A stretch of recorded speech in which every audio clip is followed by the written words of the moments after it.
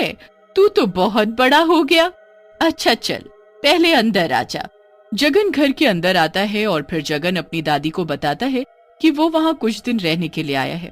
दादी, घर के हालात ठीक नहीं हैं, इसीलिए मैं यहाँ आया हूँ। मैंने सोचा मैं यहाँ आ जाऊँ और यहीं दूध बेचने का। अरे हाँ बेटा, क्यों नहीं, ये भी तेरा ही तो घर है। वैसे भी यहाँ अकेली रहती हूँ, तू रहेगा तो मुझे भी अच्छा लगेगा। और देख, घर में गाय भैंसों की भी कमी नहीं। कल से ही दूध निकाल कर बेचना शुरू कर दे। ठीक है दादी। अच्छा, अब मैं सो जाता हूँ, काफी थक गया हूँ। जगन सोने चला जाता है। जगन अचानक भूत बन जाता है। वो वहाँ उस घर में किसी मकसद से आया होता है। सही घर चुना है मैंने अपने काम के लिए। इस बुढ़िया को कभी पता नहीं चल पाएगा कि मैं कौन हूँ। और वो बुढ़िया इसके बारे में बिल्कुल बेखबर होती है। वो चैन की नींद अपने कमरे में सो रही होती है और यहाँ दूसरी तरफ वो भूत अपने ढोल उठाकर दूध निकालने चल देता है। घर के पीछे सारी गाय और भैंसें बंधी होती हैं। भूत उनके पास जैसे ही पहुँचता है वो देखता है और अपना हाथ उनकी तरफ करता है कि तभी सबके सब गाय भैंसें डर कर शांत हो जाती हैं। अब हुई ना शांत। अगर जरा भी शोर किया तो दूध के साथ सारा खून निकाल कर पी जाऊंगा। भूत एक एक करके सारी गाय और भैंसों का दूध निकालकर उस ढोल में भर लेता है। उसके बाद वो दोनों ढोल को चांद की रोशनी के नीचे रखकर उसमें अपने जादुई मंत्र पढ़ने लगते हैं। चांद की रोशनी सीधा दूध पर पड़ रही होती है और अचानक दूध का रंग लाल हो जाता है। आखिर जैसा मैंने चाहा वैसा हो ही गया। अब ये दूध कल गांव वाले पिएंगे और पीकर पागल हो जाएंगे। उठकर अपने पोते जगन को उठाने आती है।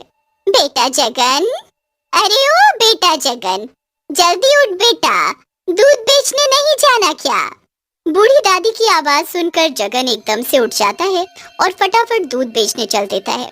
वो घर घर जाकर आवाज देने लगता है, दूध ले लो, दूध, ताजा ताजा गाय और भैंस का दूध। जगन की आवाज सुनकर शीला घर के बाहर आती। बूढ़ी दादी है ना, तो पीपल के पेड़ के पास बड़े से घर में अकेली रहती है। अच्छा अच्छा, तुम दादी के पोते हो, फिर तो मैं तुम्हारी चाची हुई। अच्छा, तो तुम मुझे अब 2 किलो भैंस का दूध दे दो। जी, अभी देता हूँ। वो फटाफट शीला चाची को 2 किलो दूध देकर वहाँ से दूसरे घरों में भी दूध बेचने चल देता है। धीरे धीरे वो पूरा दूध गांव में बेच आता है। उसके बाद वो अपने खाली ढोल लेकर घर वापस आता है और आंगन में आकर बैठ जाता है। अरे आ गया, तू चल आकर खाना खा ले। हाँ, मैं अभी आता हूँ। जगन अंदर जा ही रहा होता है कि शीला मौसी उसे घर के बाहर से भागती हुई दिखती है और उनकी गोद में उनका 1 साल का बच्चा भी होता है। लगता है दूध ने असर दिखाना शुरू कर दिया। शाम तक गांव में हड़कंप समझ जाता है, पर दादी इस बात से बेखबर होती है। फिर रात को दादी जब किसी काम से शीला की पड़ोसन बिमला के घर जाती है तो उनसे एक नई बात सुनने को मिलती है। क्या आपको शीला के बेटे के बारे में कुछ नहीं पता? क्या हुआ उसके बेटे को? अरे जब शीला काम में लगी हुई थी तो उसका बेटा आंगन में अपनी छोटी बहन के साथ खेल रहा था। फिर शीला को रोने की आवाज आई तो उसने जाकर क्या देखा कि उसका बेटा अपनी छोटी बहन को दांत गड़ाकर उसका खून पी रहा है। अरे बाप रे बाप, ऐसा कैसे हो सकता है? अरे वो तो कुछ नहीं, उसके बाद से वो कुछ खा पी भी नहीं रहा, बस खून और मांस मांग रहा है। ये तो जरूर कोई शैतानी ताकत उसके अंदर आ गई है। दादी ये बात घर आकर जगन को बताती है और जगन इस बात को सुनकर अंदर ही अंदर मुस्कुराने लगता है, क्योंकि ये सब आखिर उसी का तो किया हुआ होता है। आप आराम करो दादी, आप परेशान मत हो। दादी के सोते ही जगन वापस भूत बन जाता है और फिर से गाय भैंसों का दूध निकालकर दोनों ढोलों में भर लेता है। उसके बाद वो फिर से उस पर अजीब सा जादू करता है, जिससे दूध का रंग कुछ देर के लिए लाल हो जाता है। मुझे जल्द से जल्द पूरे गांव में ये दूध सबको पिलाना होगा। सब एक दूसरे के खून के प्यासे हो जाएंगे और सब खुद ही एक दूसरे को मार डालेंगे। उसके बाद मैं अकेला इस गांव में राज करूंगा। भूत बहुत खुश हो रहा था और उसे पूरा यकीन था कि वो अपने मकसद में कामयाब हो जाएगा। पर अगली ही सुबह जब जगन दूध बेचने जाता है, दरवाजा खोलती है तो उसके सामने उसकी बहन खड़ी होती है। अरे बहन, तुम आओ आओ, जल्दी अंदर आओ। इतने सालों बाद आज आ ही गई तू। हाँ, वैसे मुझे पता है कि तू मेरी वजह से नहीं, जगन की वजह से आई है यहाँ। तुझे कैसे पता चला कि मैं जगन की शादी का कार्ड देने आई हूँ? क्या जगन की शादी? पर उसने तो मुझे अभी तक नहीं बताया। अरे तो मैं आई हूँ ना बताने और बुलाने। वो बेचारा तो अपनी शादी की तैयारियों में लगा हुआ है। अरे है क्या? जगन तो इतने दिनों से यहीं रह रहा है। अरे तू सठिया गई है क्या? जगन तो गांव में है, उसकी शादी है अगले महीने, इसीलिए मैं यहाँ आई हूँ। हे भगवान, तो जो मेरे घर में जगन के नाम से रह रहा है वो कौन है? मैं समझी नहीं। दादी फिर अपनी बहन को सारी बात बताती है कि कैसे कोई जगन के नाम पर उसके घर में रह रहा है।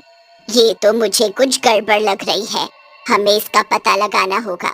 एक काम कर, तू जगन के सामने मत आना, हम दोनों उस पर नजर रखेंगे। हाँ ठीक है ठीक है। दोनों दादी अब जगन पर रात को नजर रखती हैं। रात को जगन भूत का भेष बदल दोनों दादी हक्की बक्की रह जाती है। हे भगवान, ये तो जगन नहीं कोई भूत है। तेरे घर में इतने दिन से एक भूत रह रहा है और तुझे पता ही नहीं चला।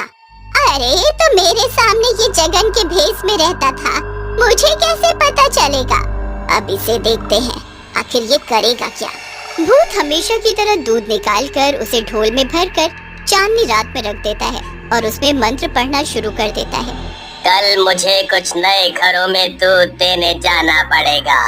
जल्दी जल्दी मुझे इस गांव के लोगों को ये दूध मुंह लगाना होगा, ताकि वो एक दूसरे के खून के प्यासे बन जाएं।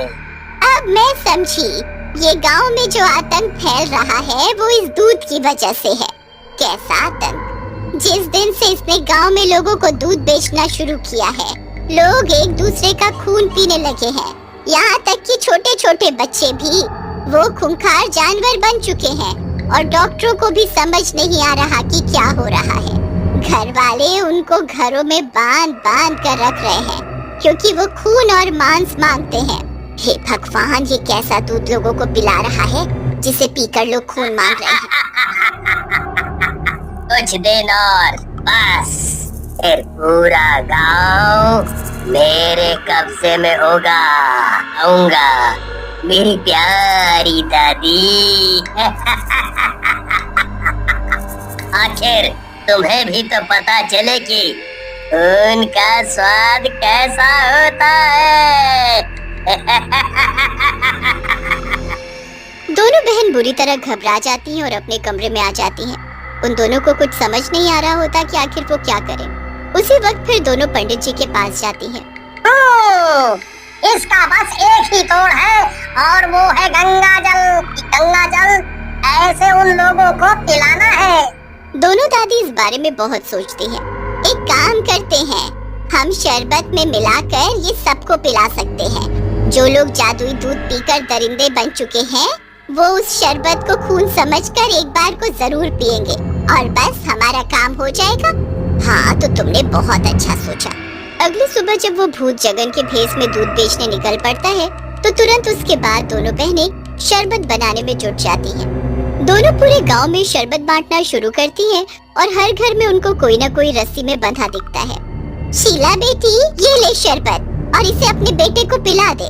खून, खून, जल्दी मुझे, जल्दी दो मुझे, जल्दी दो मुझे। ये तो इसे खून समझ रहा है।